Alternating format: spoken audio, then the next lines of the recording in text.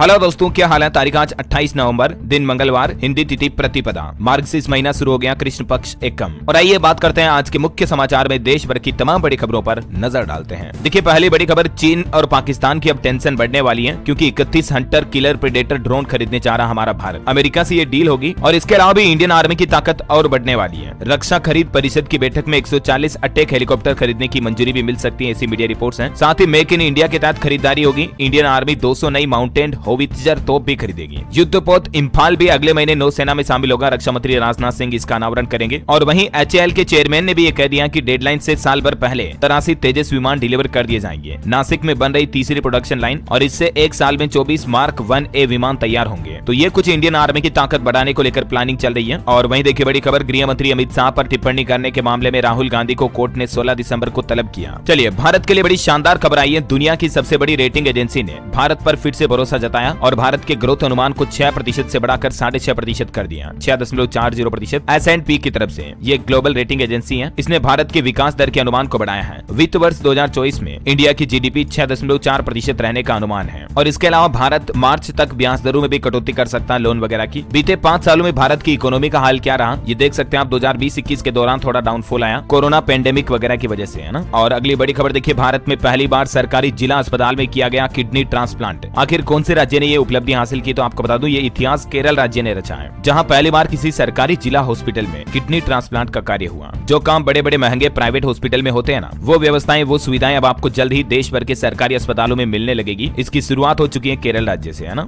और बड़ी खबर देखिए, पेटीएम ने अपने ऐप में बदलाव किया है। अब ONDC से सामान खरीदना और भी आसान हुआ। ONDC मतलब open network for digital commerce. इसे लेकर पेटीएम ने एक नया दांव खेला है। अब आपको पेटीएम के QR कोड स्कैनर के ठीक पास में एक ONDC का ऑप्शन मिलेगा, मेनू मिलेगा, बटन मिलेगा, मतलब जिस पर क्लिक करके यूजर शॉपिंग वगैरह भी कर पाएंगे, है ना। और वहीं देखिए, देश के प्रधानमंत्री नरेंद्र मोदी तेलंगाना में तिरुपति मंदिर पहुंचे और यहां उन्होंने 140 करोड़ भारतीयों के स्वास्थ्य के लिए प्रार्थना भी की। और इस दौरान प्रधानमंत्री ने उत्तराखंड राज्य की सुरंग में जो फंसे मजदूरों का रेस्क्यू ऑपरेशन चल रहा है, उनके लिए भी प्रार्थना की। PM मोदी बोले कि बचाव के सभी प्रयास जारी हैं। लोगों से भी कहा कि उत्तराखंड टनल में फंसे 41 मजदूरों के लिए आप भी प्रार्थना करें। और देखिए, PM मोदी ने तेलंगाना में भाषण दिया, बोले कि तेलंगाना के मुख्यमंत्री भी हमारे साथ आना चाहते थे। KCR मुझसे मिलने दिल्ली आए, लेकिन हमने ऑफर ठुकराया तो वो बौखला गए। वैसे आपको बता दूं, तेलंगाना राज्य में विधानसभा चुनाव 30 नवंबर को होगी वोटिंग। इसके लिए सुरक्षा में भी 2.5 लाख कर्मचारी तैनात किए जाएंगे। और बाकी 4 राज्यों में आपको पता विधानसभा चुनाव कंप्लीट हो चुके, 3 तारीख को नतीजे आएंगे। चलिए, बड़ी खबर देखिए, चीन में फैल रही फेफड़े फुलाने वाली रहस्यमयी बच्चों की बीमारी को लेकर बड़ा अपडेट सामने आ रहा है। क्या ये कोरोना जैसी संक्रामक बीमारी है? क्या ये भारत में भी फैलेगी? स्वीडिश के डॉक्टरों की तरफ से कुछ इसी तरह के सवाल जवाब किए गए। तो अभी फिलहाल दुनिया के एक्सपर्ट का यह कहना है कि डरने की, चिंता करने की कोई जरूरत नहीं है, लेकिन फिर भी सावधान जरूर रहना पड़ेगा। भारत के स्वास्थ्य मंत्रालय की तरफ से भी इस बच्चों की रहस्यमयी बीमारी को लेकर 6 अहम निर्देश जारी किए गए हैं सभी राज्य सरकारों को, जिसके बारे में मैंने आपको अपडेट कल ही बताया था ना। अस्पतालों में बेड वगैरह की कमी ना हो, एंटीबायोटिक्स, ऑक्सीजन प्रॉपर रखें, ये आदेश दिए हैं सरकार ने। और WHO ने भी इस संबंध में एक गाइडलाइन जारी की है, जिसके कुछ पॉइंट आप देख सकते हैं। और बाकी चीन में फैल रही इस बीमारी को लेकर राजस्थान राज्य में भी अलर्ट जारी हो चुका है। मशीनरी की जांच समेत ऑक्सीजन, बेड और दवाइयों के इंतजाम करने के निर्देश दिए सरकार ने। और देखिए, वुहान वायरस को लेकर भारत के डॉक्टर और एक्सपर्ट भी अलर्ट हो गए हैं। मेडिकॉन 2023 में DMA ने भी खास प्लान बनाया है। ये देख सकते हैं आप, इस बीमारी के संभावित खतरे से बचने के लिए भारत में वैज्ञानिकों और एक्सपर्ट की टीम भी तैयार हो चुकी है, जिन्होंने वुहान वायरस पर चर्चा की। दिल्ली मेडिकल एसोसिएशन DMA द्वारा अब इस पर अनुसंधान किया जाएगा। सरकार का कहना है कि बच्चों की खांसी को हल्के में न लें। अगर कई दिनों से बच्चों को खांसी आ रही, बुखार आ रही, तो तुरंत डॉक्टर से चेकअप जरूर करवाएं, ठीक है ना। और चलिए खबर देखिए, कल देव दिवाली के त्योहार के मौके पर 21 लाख दियों से जगमगाई काशी नगरी। ये भव्य लेजर शो की कुछ तस्वीरें आप देख सकते हैं। PM मोदी बोले कि अद्भुत, अलौकिक और अविस्मरणीय। भगवान शिव का रुद्र रूप भी दिखा लेजर शो में। चलिए अगली बड़ी खबर देखिए दोस्तों, चुनावी मतगणना को लेकर चुनाव आयोग की तरफ से कुछ नए नियम जारी किए गए हैं, जिसके मुताबिक इस बार वेरीफाई करने के लिए हर विधानसभा क्षेत्र के 5 मतदान केंद्रों की EVM और VVPAT पर्चियों के वोट का मिलान किया जाएगा। और जीत के बाद प्रमाण पत्र पाने वाले उम्मीदवार को 2 घंटों का इंतजार करना होगा। रैंडम बेस पर बूथों का चयन होगा, जिनकी मशीनों की काउंटिंग और VVPAT पर्चियों की काउंटिंग को मैच किया जाएगा, ताकि ये पता चल सके कि कहीं EVM वगैरह में कोई गड़बड़ घोटाला तो नहीं हुआ, ऐसा, है ना। और वहीं देखिए बड़ी खबर, उत्तर प्रदेश के मुख्यमंत्री योगी आदित्यनाथ सरकार ने हलाल सर्टिफिकेट वस्तुओं को हटाने के लिए राज्य भर की दुकानों को 15 दिन का समय दिया है, क्योंकि इस पर बैन लगाने के बावजूद अभी भी कई दुकानदार जिनके पास स्टॉक पड़ा वो इन प्रोडक्ट को बेच रहे हैं। तो अब CM योगी द्वारा फाइनल आदेश जारी हो चुका है। 15 दिन के बाद कोई भी दुकानदार के पास अगर हलाल सर्टिफिकेट वाला उत्पाद या वस्तुएं पाई गई तो उन पर सख्त कार्रवाई की जाएगी। इतना ही नहीं, उत्तर प्रदेश में देखिए अब लाउड नहीं होंगे स्पीकर। मुख्यमंत्री योगी के आदेश के बाद एक्शन में आई यूपी पुलिस। 3000 से भी ज्यादा लाउड स्पीकर को उतरवा दिया। CM योगी नाराज हुए तो यूपी पुलिस ने भी एक्शन लिया। एक ही दिन में धार्मिक स्थलों, मंदिर, मस्जिदों से 3000 से ज्यादा लाउड स्पीकर को हटाया गया। ये पूरे उत्तर प्रदेश में अभियान चला रखा अभी यूपी पुलिस ने।